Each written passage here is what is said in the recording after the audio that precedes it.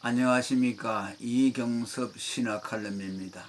오늘 말씀드릴 주제는 우리 개개인의 운명은 인류의 두 대표 아담과 그리스도에 의해 결정된다는 것을 말씀드리려고 합니다.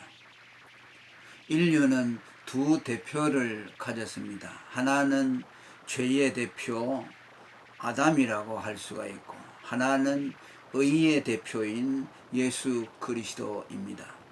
하나님은 인간의 죄인됨과 의인됨이 이 두 대표에 의해 결정되도록 하셨습니다.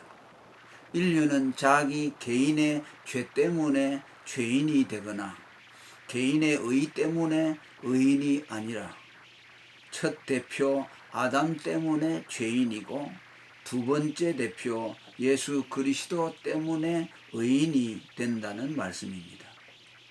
개인의 사사로운 죄와 의는 그 다음에 온다고 볼 수 있습니다. 로마서 5장 18절에서 19절의 말씀을 보면 그런즉 한 범죄로 많은 사람이 정죄에 이른 것 같이 의의 한 행동으로 말미암아 많은 사람이 의롭다 하심을 받아 생명에 이르렀느니라. 한 사람의 순종치 아니함으로 많은 사람이 죄인 된 것 같이 한 사람의 순종하심으로 많은 사람이 의인이 되리라고 했습니다. 성경은 이를 더 구체화시켜 진술합니다. 로마서 5장 14절에 아담으로부터 모세까지 아담의 범죄와 같은 죄를 짓지 아니한 자들 위에도 사망이 왕노릇했다고 말씀합니다.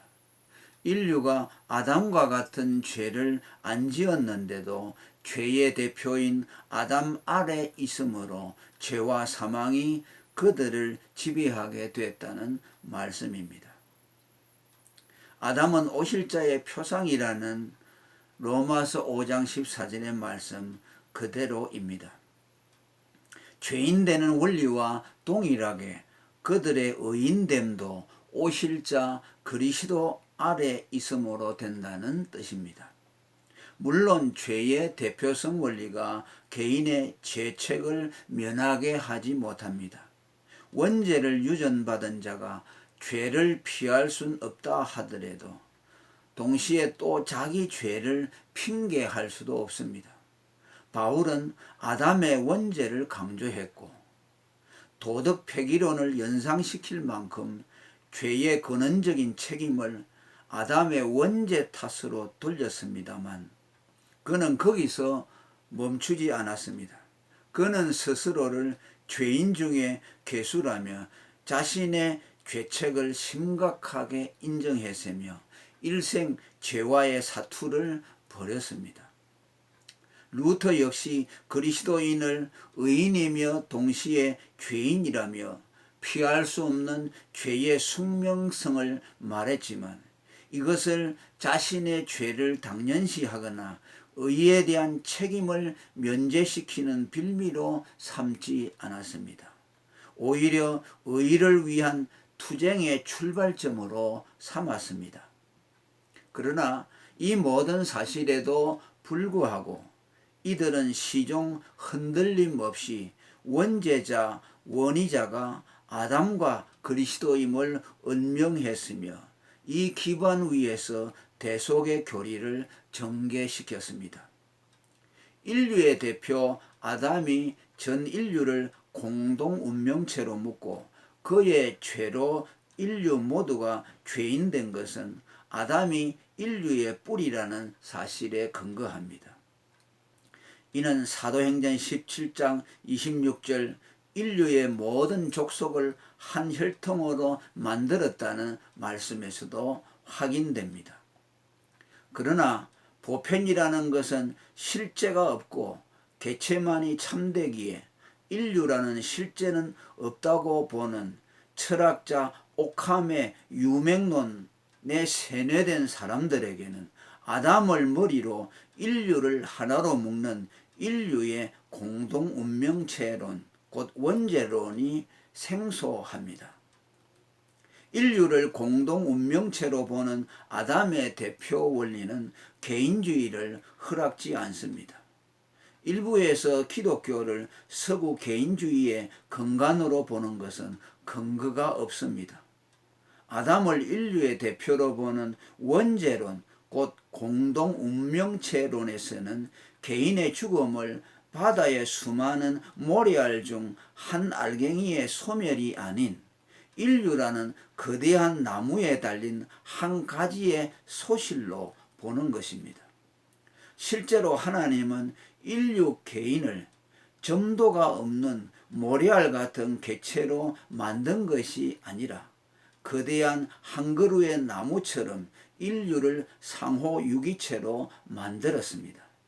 뿌리인 아담이 죽음으로 뿌리에서 파생된 가지들, 잎들, 곧 모든 인류가 다 죽게 했습니다. 고통의 문제도 같은 맥락으로 이해해야 합니다. 원죄의 유전으로 인류에게 파생된 고통은 누구에게도 예외가 없으며 자신을 그것에서 분리시킬 수 없습니다. 그가 혹 타인 같은 극심한 고통을 공유하지 않는다 할지라도 다만 은혜로 그것을 경감받았을 뿐이지 자신도 마땅히 그래야 하는 공동 운명체라는 말입니다. 그리스도와 연합된 성도가 다른 성도의 고통을 지체의식으로 체휼해야 할 당위성도 이 때문입니다. 그래서 고린도전서 12장 26절에 만일 한 지체가 고통을 받으면 모든 지체도 함께 고통을 받고 한 지체가 영광을 얻으면 모든 지체도 함께 즐거워한다고 했습니다.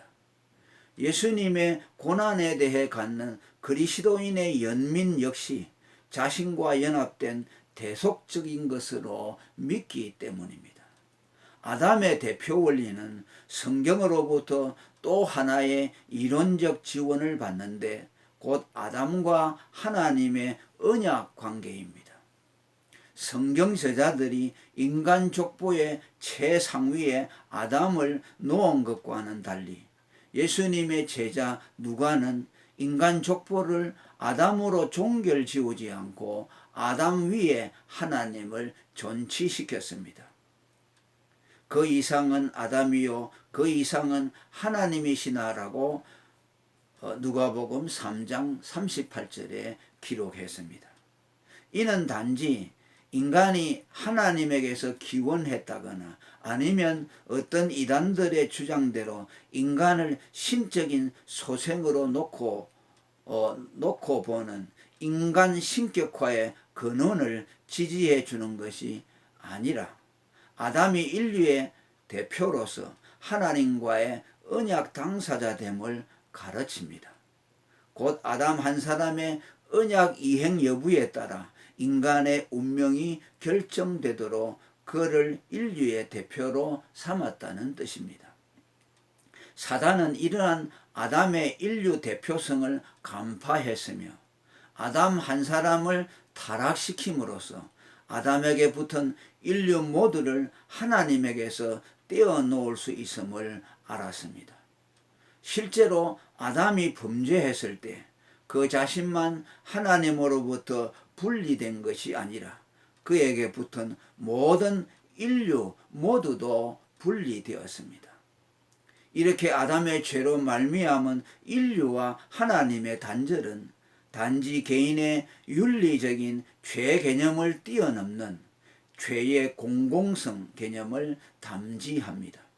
곧 인류 모두가 하나님과의 단절과 저주를 함께 공유하게 됐다는 말씀입니다. 오늘 계몽주의 기독교인들이 타락을 지나치게 개인의 윤리적인 차원으로 국한시키고 구원을 개인의 윤리적 완성으로 보는 것은 죄의 공공성 개념을 배제시킨 것입니다. 다시 말하지만 마귀가 아담을 유혹한 것은 그를 타락시켜 다만 그 개인에게 육체의 죽음과 고통을 안겨주는 데 있지 않고 아담에게 붙은 인류 전체를 하나님에게서 분리시켜 그의 생명에서 떠나도록 하는 공공성의 목적을 두었습니다. 두 번째 인류의 대표 그리스도가 원의자가 되어주시고 그에게 붙은 인류 택자를 구원하는 것 역시 의의 공공성 개념을 담지합니다. 아담 안에서 모든 사람이 죽은 것 같이 그리스도 안에서 모든 사람이 삶을 얻으리라고 고린도전서 15장 22절에 말씀합니다. 죄의 대표 아담에게 붙은 인류가 죄와 사망에 참여했듯이 의의 대표이신 그리스도에게 붙은 택자들이 그의 의와 생명에 참여하도록 했습니다. 이 공공성 원리는 성경의 접붙임의 원리와 부활의 원리에 의해 잘 설명되었습니다. 인류의 첫 대표 아담을 통해 세상에 드려진 공적인 죄가 두 번째 대표 그리스도의 공적인 의로 해결되게 하셨습니다.